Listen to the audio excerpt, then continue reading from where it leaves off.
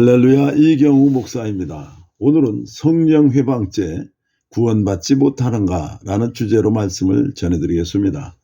마태복음 12장 31절로 32절에 그러므로 내가 너에게 이르노니 사람에 대한 모든 죄와 모독은 사심을 얻되 성령을 모독하는 것은 사심을 얻지 못하였고 또 누구든지 말로 인자를 거역하면 사심을 얻되 누구든지 말로 성령을 거역하면 이 세상 오는 세상에서도 사심을 얻지 못하리라. 자, 예수님 오늘 본문을 통해서 성령을 거역하거나 회방, 모독하면 이 세상과 오는 세상에서도 사심을 얻지 못하리라고 하셨습니다. 많은 사람들은 이 말씀을 보면서 구원받은 사람도 성령 회방죄를 지으면 천국에 가지 못한다고 생각을 합니다. 또 오늘 본문은 누구든지 말로 인자를 거역하면 사심을 얻되 누구든지 말로 성령을 거역하면 사심을 얻지 못하리라고 하셨습니다. 예수님을 거역하면 구원을 받아도 성령을 거역하면 구원받지 못한다는 것은 이해하기 어려운 말씀입니다. 왜 예수님을 거역하면 구원을 받고 성령을 거역하면 구원받지 못할까요? 이 말씀을 이해하려면 먼저 본문 31절에 그러므로 내가 너에게 이르노니 라는 말씀에서 너희가 누구인지 알면 말씀이 풀어집니다. 먼저 본문 말씀이 누구에게 하신 말씀인지 알아야 합니다. 본문이 있는 마태복음 12장 전체를 보면 예수 그리스도와 바리새인들의 관계를 기록한 내용입니다. 12장 1절부터 보면 바리새인들이 예수님의 사역을 사사건건 회방하는 내용이 3번 나옵니다. 먼저 안식일 사건이고 다음에 안식일에 손 마른 사람을 고치는 사건이고 이어서 나오는 말씀이 귀신 들려서 눈 멀고 말 못하는 사람을 치료하는 사건, 곧 본문입니다. 예수님이 귀신 들려 눈 멀고 말 못하는 사람을 고치자 무리들이 놀라서 다윗의 자손이 아니냐며 웅성거립니다. 이스라엘 백성들에게 다윗의 자손은 무슨 의미입니까? 다윗의 자손은 곧 그리스도 메시아입니다. 그리스도가 오셨다는 의미입니다. 그 당시 그들에게 이 말은 다 알고 있는 놀라운 말입니다. 바리새인들은 군중들로부터 야, 다윗의 자손이다 이 말을 듣자마자 귀신의 바알세불의 힘을 입지 않고는 귀신을 쫓아내지 못하느니라고 입을 탁 막습니다. 그러자 예수님이 12장 28절에서 그러나 내가 하나님의 성령을 힘입어 귀신을 쫓아내는 것이면 하나님의 나라가 이미 너에게 임하였느니라. 이 말씀은 내가 바로 너희들이 가리키는 메시아 그리스도라는 뜻입니다. 그리고 예수님은 귀신의 왕 바알세불의 힘을 빌려 귀신을 쫓아낸 것이 아니라 하나님의 성령을 힘입어 귀신을 쫓아냈느니라고 바리새인들을 반박하십니다. 그러시면서 본문 31절에서 그러므로 내가 너에게 이르노니 하시면서 본문 내용을 이어서 말씀하셨습니다. 그리고 본문이 이어지는 34절에는 독사의 자식들아 너희는 악하니 라고 말씀하셨습니다. 그러므로 처음에 말씀드린 본문 31절에 너희는 바로 바리새인들을 가리킵니다. 본문은 예수님이 바리새인들에게 하신 말씀이 분명합니다.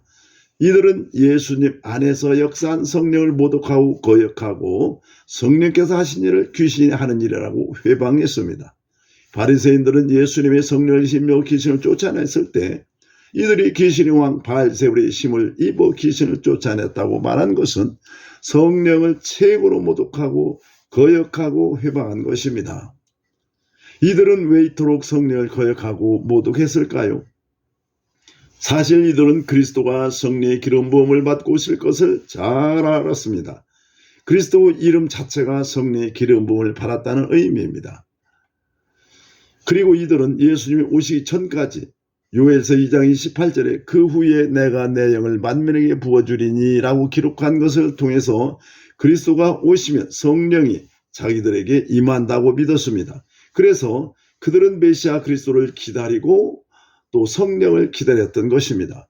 만일 성령이 함께하는 자가 자기들 앞에 나타났다면 그를 그리스도로 믿고 영접했을 것입니다.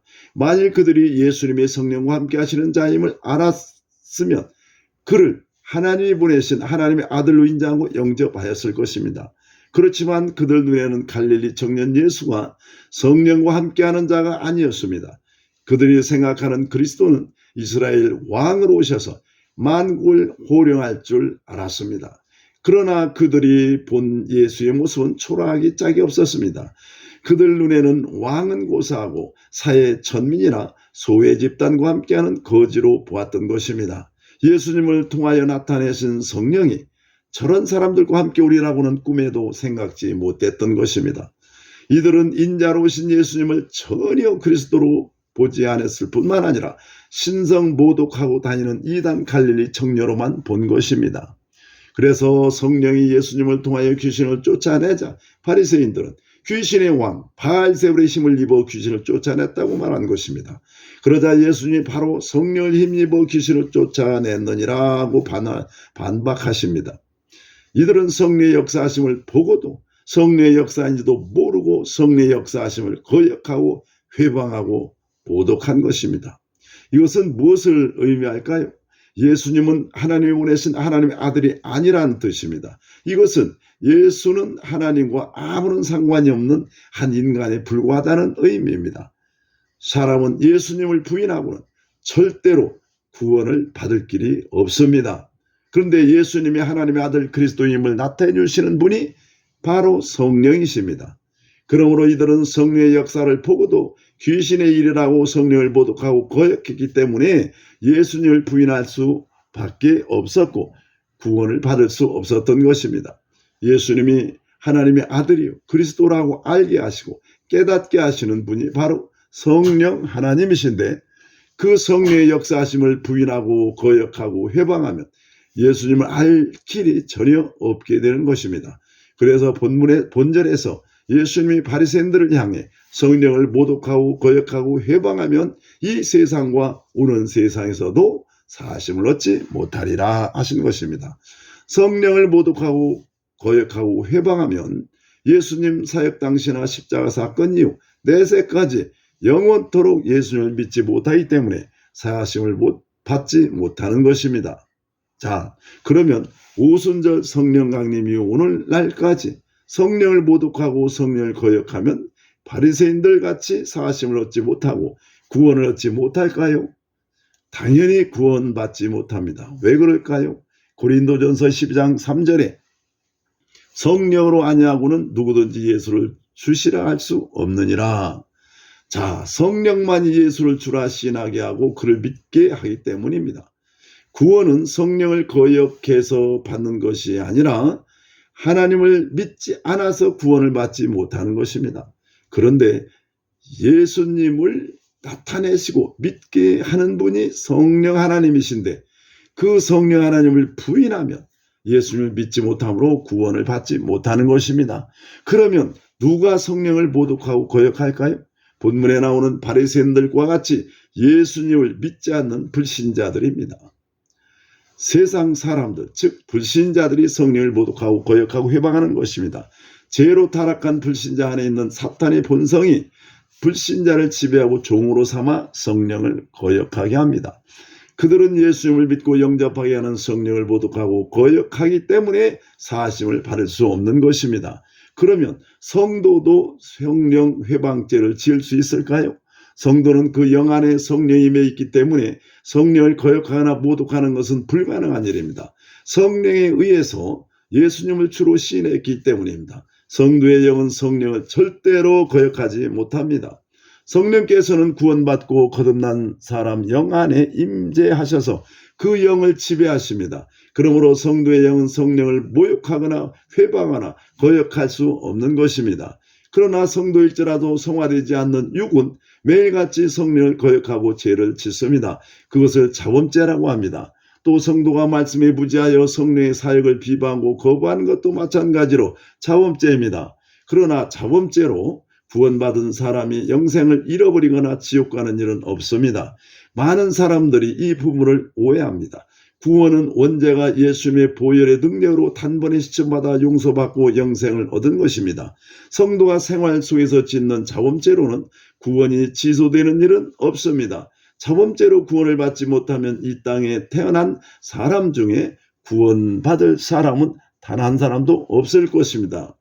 그러면 구원받아 천국에 가니까 하나님 말씀대로 살지 않고 헌신하고 충성할 필요도 없겠네요? 라고 반문할 수 있습니다.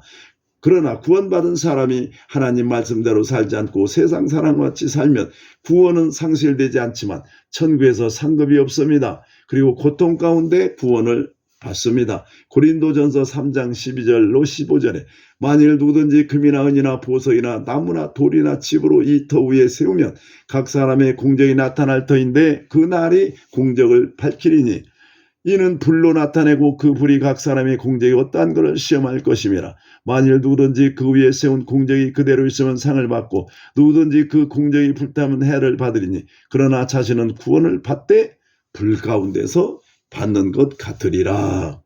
금이나 은이나 보석이나 나무나 풀이나 집은 신앙의 수준을 말합니다. 신앙 수준이 낮으면 즉 구원을 받았어도 말씀을 따라가지 않고 세상 사람들과 같이 살면 자신은 구원을 받되 불 가운데서 받는 것 같으리라고 했습니다. 그리고 하나님 말씀대로 살지 않고 세상 사람같이 살면 하나님이 참고 참으시다가 징계하십니다. 히브리서 12장 6절에 주께서 그 사랑하시는 자를 징계하시고 그가 받아들이시는 아들마다 째찍질하심이라. 징계는 다 받는 것이거늘 너에게 없으면 사생자요 친아들이 아니니라. 하나님 말씀대로 살지 않고 세상 사람같이 살면 징계로 삶의 고난이 오는 것입니다. 우리는 구원을 잃지 않고 유지하기 위해서 말씀대로 산다고 하면 말씀을 잘못 알고 있는 것입니다. 그렇다고 성도가 고난을 받지 않고 축복받기 위하여 헌신하고 충성하고 하나님 말씀대로 살려고 힘쓰는 것은 아닙니다. 물론 신앙이 어릴 때는 그럴 수도 있지만 신앙이 성숙됨에 따라 하나님의 구원의 사랑과 은혜에 감사하여 하나님께 영광된 삶이 되며 하나님을 기쁘시게 해드리기 위해서 하나님 말씀대로 살고 헌신하는 것입니다. 구원은 원죄로 인하여 죽었던 영이 살아나고 예수 그리스도의 생명이 영 안으로 들어오는 것입니다. 그리고 새 생명으로 살아서 죄와 멀어지고 영적인 삶으로 사라지는 과정이 성화입니다. 이러한 성화는 구원받기 위한 것이 아니고 이미 구원받은 사람이 성화를 통해서 신앙이 성장하고 성령의 열매를 맺어 하나님께 영광된 삶을 사는 것입니다. 주님의 제자들에게 목욕을 했으니 발만 씻으라고 말씀하신 것은 예수님의 대속으로 원죄에서 구원받았으므로 육이 반복적으로 짓는 자범죄만 해결하라는 의미입니다. 결론적으로 구원받은 사람의 영은 성령 하나님을 모독하거나 거역할 수 없고 육이 성령을 거역하면 죄를 짓는 것은 자범죄로 구원이 취소되거나 영생을 잃어버린 일은 없을 것입니다. 그러므로 성도는 구원의 확신 위에 서서 천국 소망을 가지고 구원의 은혜에 항상 감사하여 헌신 충성하시고 하나님이 기뻐하시는 삶, 영광된 삶이 되시기를 예수님의 이름으로 축복합니다. 감사합니다.